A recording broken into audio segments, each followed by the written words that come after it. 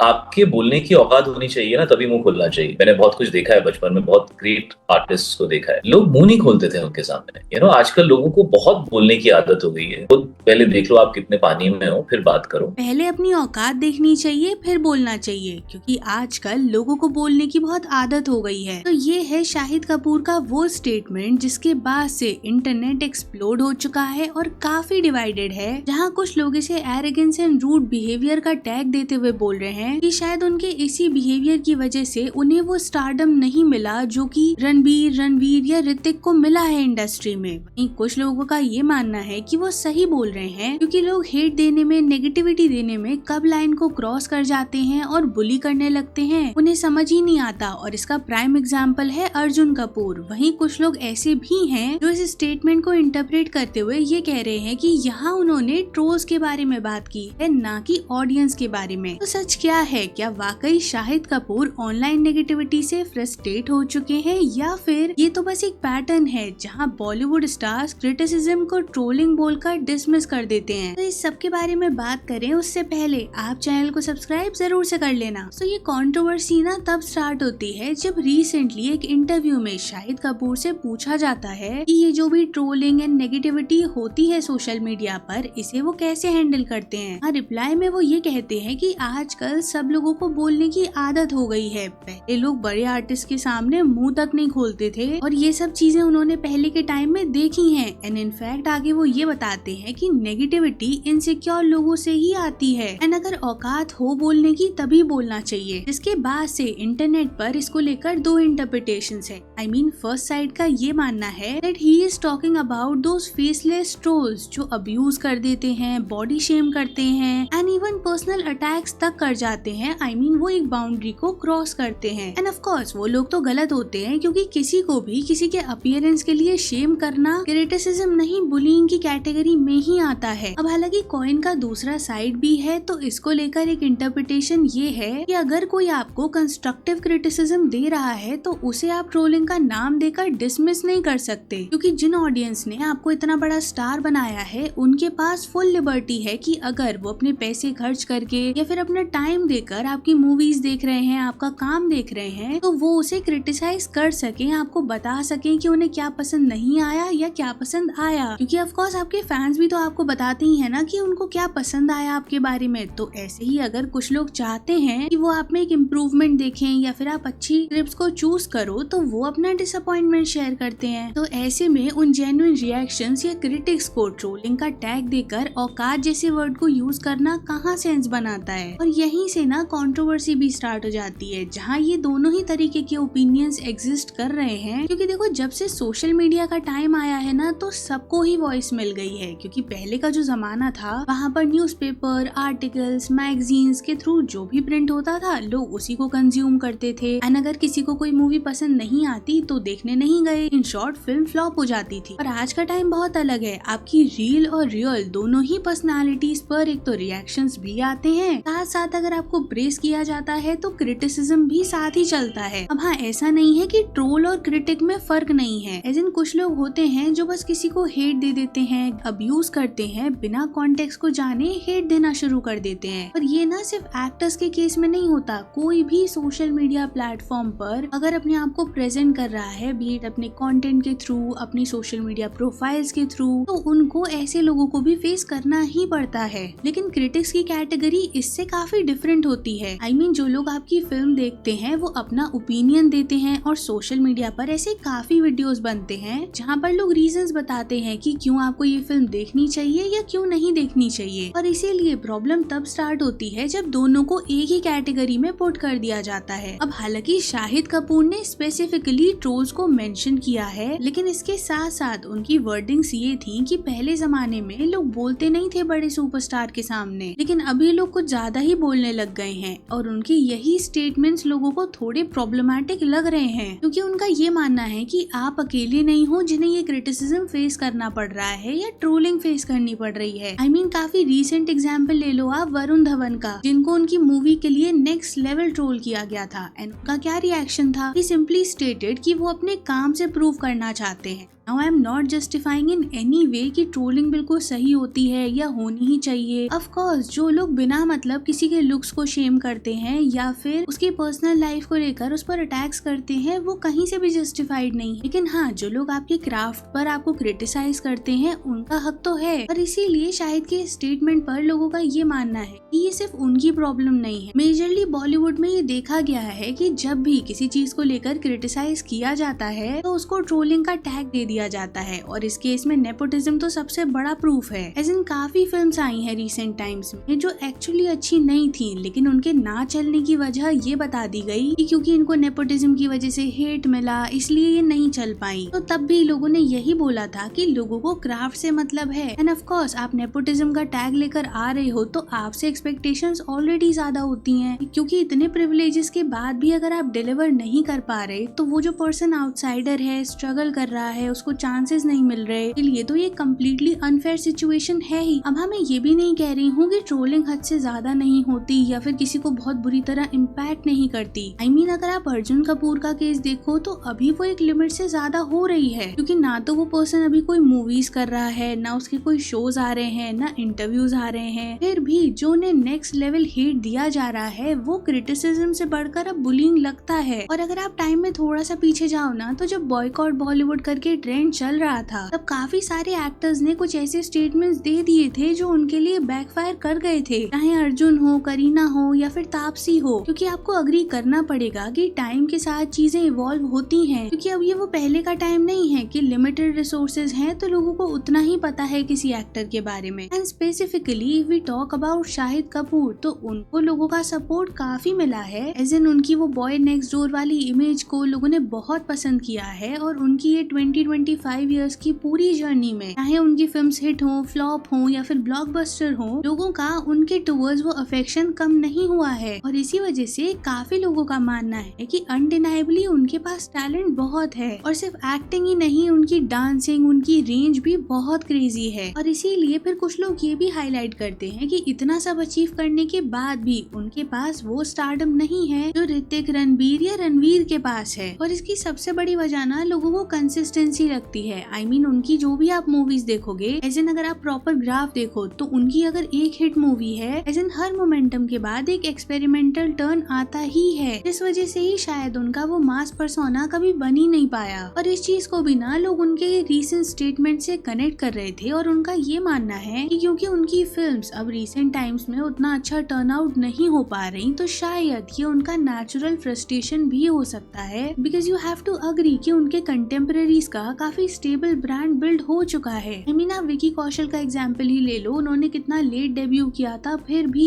उनका stature in the film industry कितना अच्छा ग्रो किया है। बाकी तो अब आप लोग बताना कमेंट्स में कि इस सब पर आपका क्या ओपिनियन है। वीडियो पसंद आया हो तो वीडियो को लाइक करना, शेयर कर देना, चैनल को सब्सक्राइब जरूर से कर लेना। And thanks for watching.